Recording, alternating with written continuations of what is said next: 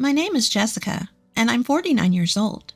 I've been married to my husband Ethan for 20 years, and since our son left home last year to attend a university in another state, I've had more free time.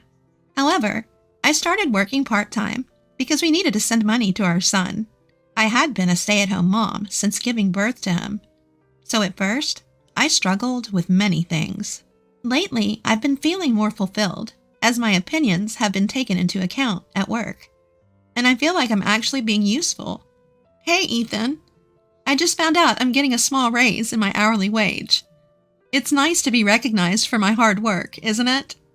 I was in a cheerful mood as I spoke to Ethan, who was absent-mindedly watching TV.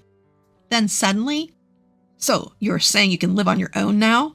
my husband unexpectedly asked me something that made no sense. What? Thinking I misheard him, I responded with a questioning tone. "It's perfect timing. I've been meaning to tell you." He turned his face to me and began to talk. My husband's smirking face gave me a bad feeling. "I've got a cute girlfriend now. I don't need you anymore." I was frozen in shock by his unexpected words. "Get the divorce papers and the marriage certificate from the city hall tomorrow." He said it nonchalantly. It was all too sudden, and I couldn't understand what was happening. What do you mean? He found a new woman, so he wants a divorce. And he wants to remarry the new woman? As the situation became clearer, I could feel my body shaking. Seeing me like that, my husband sneered. "I can still live as a man. Unlike you, who gave up on being a woman a long time ago. It's been so long since we stopped having a relationship at night, there's no point in being together anymore." How rude and outrageous he is. It's true that we haven't had a marital relationship for a long time, but it's not because I gave up on being a woman.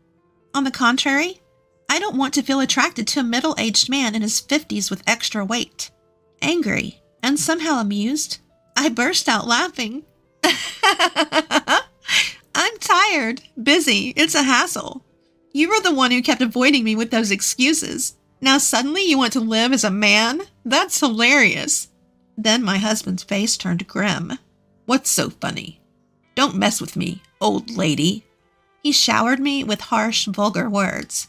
Then, leaning back with his arms crossed, Ashley is so different. She's head over heels for me, calling me the best boyfriend ever. Look at you, excited about a tiny pay raise. How pathetic." Ethan started boasting about Ashley, his apparent affair partner, and looked down on me. Ashley. Her name. Ashley. Ashley. You are annoying. Then Ethan proudly talked about Ashley's background. She's working in the nightlife scene, over a decade younger in her mid-20s. She's carrying his child. It's not uncommon for age gap marriages these days, but a parent with an almost 20-year-old son having a child with a woman not much older than their child? I felt like I was going crazy with disgust. In life, you need love, not with someone cold and hardened like moldy rice cake like you, but with a woman like Ashley, who has fresh, plump skin. A love that lasts forever. That's what makes spending money worthwhile. My husband ranted with a rolling tongue. So, it's basically love bought with money. Choosing a young, fresh girl while ignoring his own withering self. I see. So you switched to a young, unwise girl who's after money and doesn't mind having an affair with a married man. When I pointed that out, my husband shouted, spitting in anger. "It's not about money. It's about love." And he angrily spat out the words. "Anyway, I'm serious. I need to marry Ashley as soon as possible and reassure her. You pack your stuff and get out." Wow. He's only focused on his own convenience. I was speechless and dumbfounded. At the same time, it started to seem rather ridiculous to me, because the last time this person used the word love towards me was ages ago. I'm sure with that new girl, Ashley, after a while, he won't even show any reaction. With time and age, such fleeting feelings are bound to fade away. In fact, the harsh words my husband is throwing at me now will be directed at Ashley next. Really? You're pathetic. I should have noticed before we got married. When I think about it, I've taken on all the housework and childcare by myself. My husband, who never helped, but also just criticized me for not doing this or that, has changed a lot. Even though it was a time when it was taken for granted, there wasn't even a single word of appreciation, let alone love. And now, he's discarding me, who has tried so hard, and moving on to a younger woman. I couldn't believe it was a sane decision, but Ethan seemed to take my words as just sour grapes. Well, then there's no problem. Anyway, we'll fill out the paperwork on the next day off. Make sure you have both ready. And with that, he locked himself in the room. For several days after that, I spent sleepless nights and couldn't stop the tears of frustration. Still, outwardly, I pretended not to be bothered. On the next day off, my husband actually invited the other woman to our house. Hi there, Ethan's old wife. I came to help with the paperwork. The woman named Ashley, who casually sat on the sofa and hummed, crossed her legs arrogantly. As my husband said, she had smooth skin, and her confidence in her appearance was evident from her behavior. Being a night worker, her flashy makeup and overly revealing clothes were designed with a dangerously low-cut neckline. Her tight skirt was so short that even I, as a woman, didn't know where to look. But I felt that she didn't really love my husband. If my intuition was correct, her goal was surely I, who had already prepared for divorce, faced her. I didn't intend to resist, but I felt something off about her behavior. Ashley, right? Did you start dating Ethan knowing that he's married? Calling me an old wife means you understand each other's positions, right? She laughed loudly and said, I'm not stupid. Don't underestimate me, you old lady. You're the one who's going to be dumped. I'm going to be Ethan's wife from now on. See, it's a simple story. She smirked and talked down to me in a lisping tone. Well, I'm glad you answered so smoothly. I managed to record it too. So that means you also know that I can claim compensation from you, right? I showed her the recorder I was using to record our conversation. She made a face and complained to my husband. Ethan, you said she wouldn't bother us, right? This isn't what we agreed on. She complained to my husband. My husband tried to calm her down, saying, Calm down. Don't worry. I've got it all planned. Right, Ashley? Don't be mad. Ethan, Ashley, their conversation was really sickening. As I made a disgusted face, my husband brought out some documents. Write the divorce papers with these conditions. They listed the conditions for the divorce, including alimony and pension division. You're giving $230,000 to this old lady? That'll take away from my share. Even without questioning, she openly revealed her thoughts. As she repeated, It'll take away. I was convinced. Her goal was my husband's inheritance from his father, which he was currently processing. Well, Ashley, this includes child support. My husband tried to comfort her, even though she didn't look happy. To him, her blatant behavior seemed cute. So, it's like a severance pay. Expensive, huh? I struggled to control my anger that had reached its peak. Anyway, I was sure of my intuition and said, If you're willing to put these conditions in a notarized document, I'm fine with it. Also, I'd like the payment in a lump sum. I added that. I kept my response minimal, and my husband, knowing that our conversation was being recorded, agreed to these terms. Are you satisfied now? While I was talking to my husband, that woman had been bored and urged us to finish the divorce papers. Old lady, make sure to leave by the end of the month, okay? I'm canceling my current place.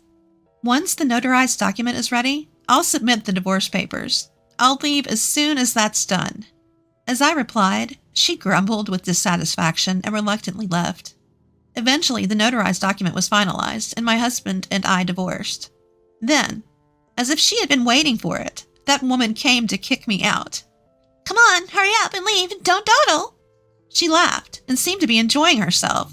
I just submitted our marriage registration. Now I'm Ethan's wife. This wonderful house is all mine. Reluctantly, I handed her the keys to the front door. Before leaving, I wanted to confirm something and asked, Isn't Ethan the same age as your parents? If you call me an old lady, since he's older than me, he is an old man. Why did you choose him as your marriage partner? I asked. Her answer was exactly what I expected. Ethan is a division manager at a top-tier company, This house is a recently renovated property near the station. It's a stylish single-family home, and I'll change the furniture to suit my taste." She was daydreaming. "Ethan will treat me like a princess. He's not handsome and is an old man, but he said he'd buy me anything I want. My future is secure with this."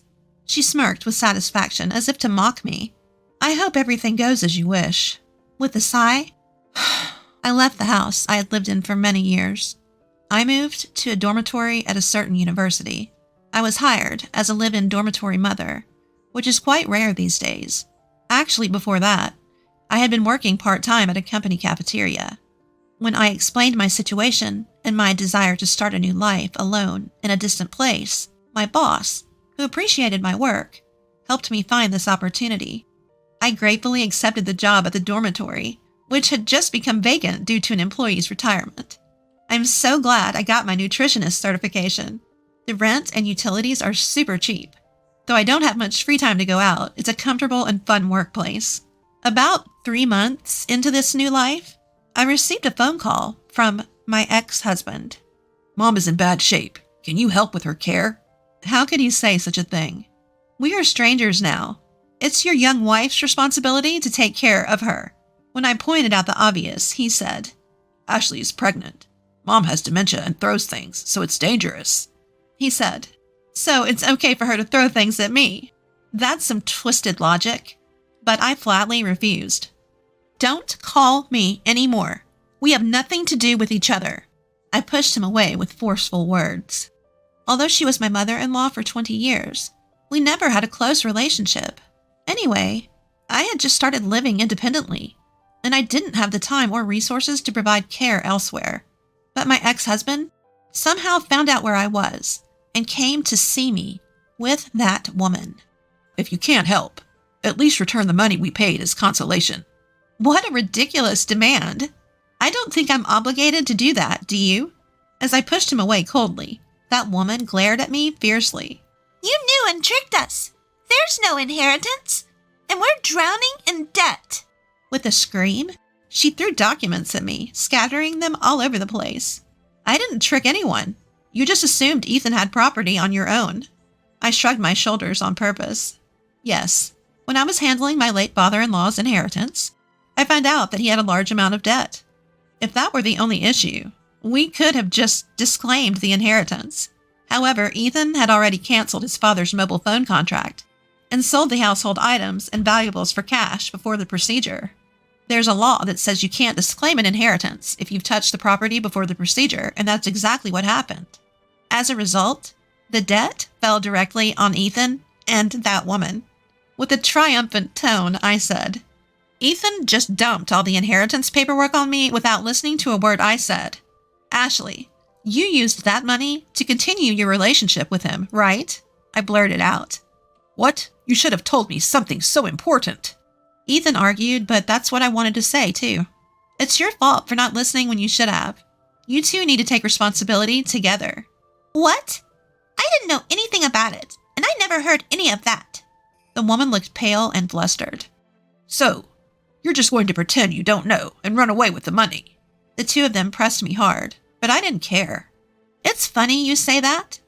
If you didn't cheat, you wouldn't have needed money for your mistress, and you could have given up your inheritance. You're definitely the one who caused this situation." "Ugh!" He groaned and backed away. "Ashley, you knew he was married, pursued him for his assets, had a child, and kicked me out.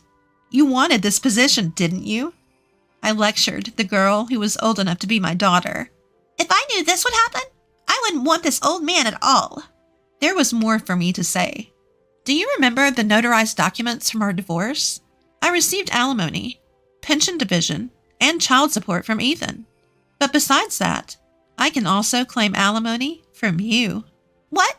You're saying $230,000 isn't enough? You're so greedy!" She shouted in disbelief and insulted me. "I would have forgotten about it if you left me alone. But you come up with nonsense like demanding I take care of his mother or return the alimony I received. I can't take it anymore." I told her I had a recording of our divorce negotiations and was serious about claiming alimony. She ran away without looking back. As I watched her go, I turned to Ethan, who was still standing there. How can she run like that when she's in her last trimester? Is she really pregnant? And where's the love now that she's run away? At my question, Ethan gasped.